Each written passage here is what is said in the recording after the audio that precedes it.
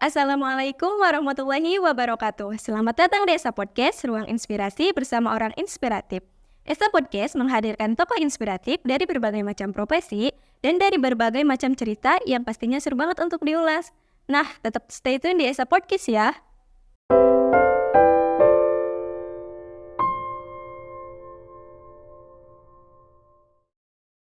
Hai teman-teman, perkenalkan nama saya Siti Masito. Di sini saya sebagai host di Esa Podcast. Nah teman-teman, pada kesempatan kali ini kita kedatangan tamu baru nih. Kebetulan dia ini teman seperjuangan saya di kelas dan juga sebagai Kepala Departemen dari Media dan Komunikasi. Nah, langsung aja kita sapa ya. Hai Teteh Mi. Hai Ito, Apa kabar Teh? alhamdulillah baik. Kalau Ito sendiri gimana kabarnya? Alhamdulillah baik juga. Alhamdulillah ya.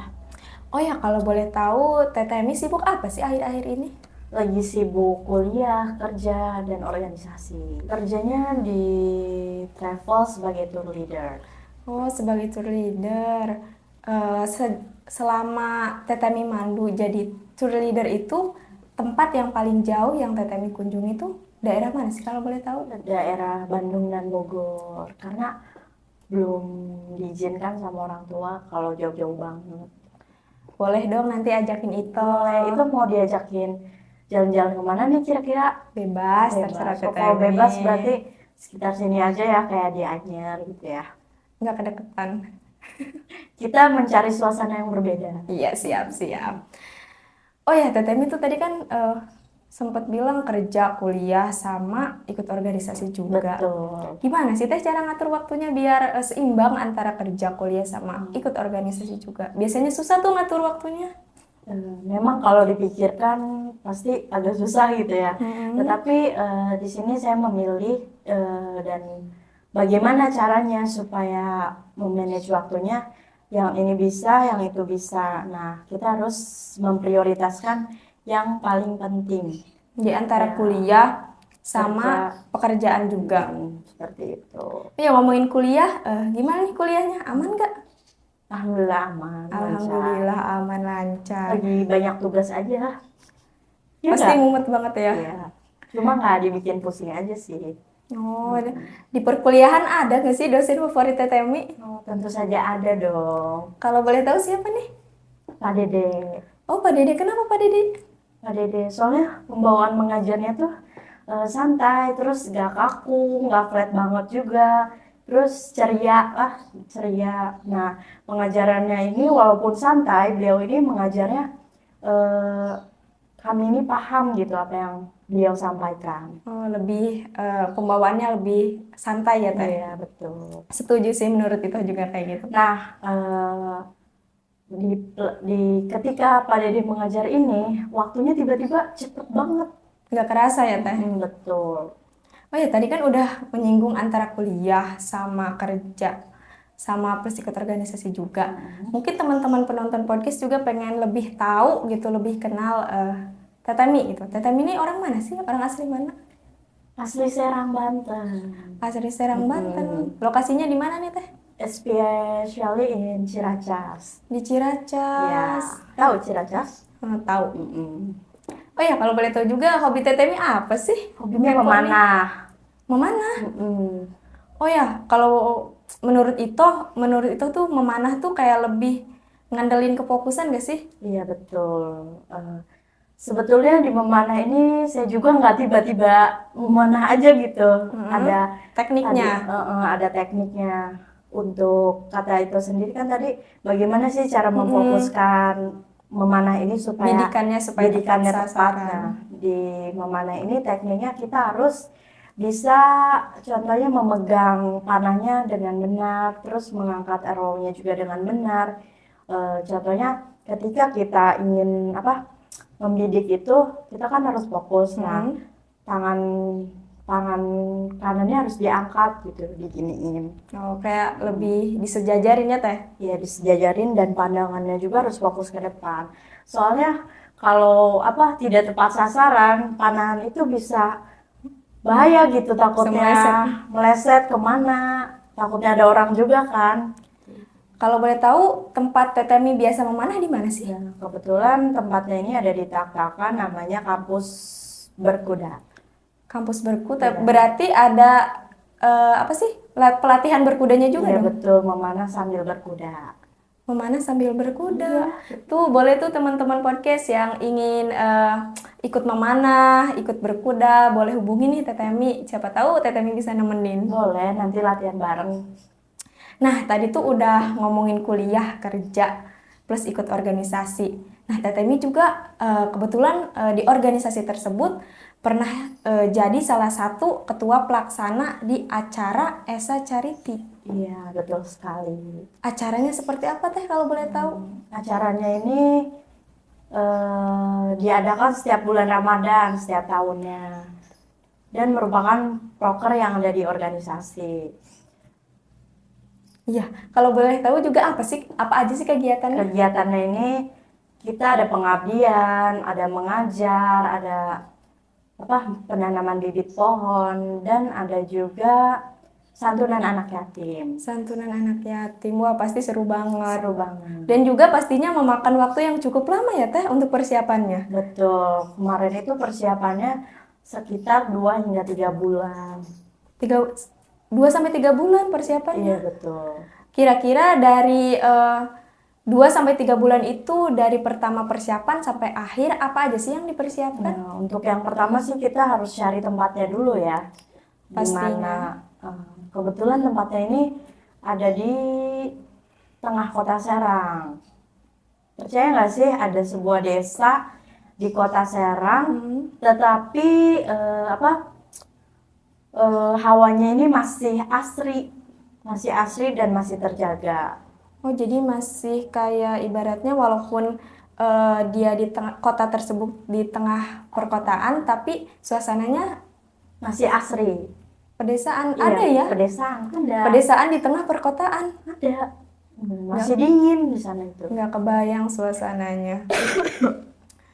Oh ya Teh, pasti di acara tersebut melibatkan beberapa orang. Iya. Nggak cuma 1 atau 2 orang kan Ya, untuk betul. acara tersebut. Berapa orang sih yang dilibatkan dan siapa aja sih yang dilibatkan di acara tersebut? Karena kita kan sebagai mahasiswa, bukan dari mahasiswa aja ya, kita juga kebetulan berkolaborasi dengan siswa SMA yang ada di Kota Serang yang tergabung dalam OSIS di sekolahnya masing-masing. Gitu. Oh, Tetemi kan tadi ngomongin lokasinya tuh. Ngomongin. Kampungnya kampung apa sih kalau Oh, iya. desanya? Desanya Namanya itu kalau boleh tahu. Kampung Cimoyan yang ada di Sepang, Cilacap. Oh, seperti itu.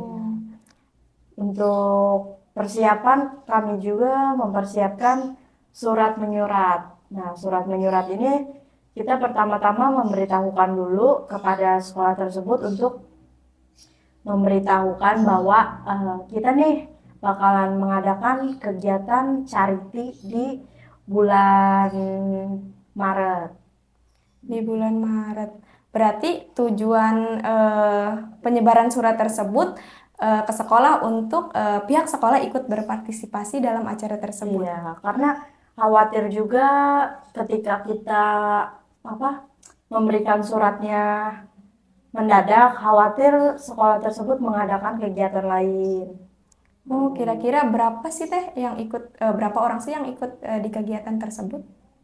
Untuk siswanya ada 10 orang.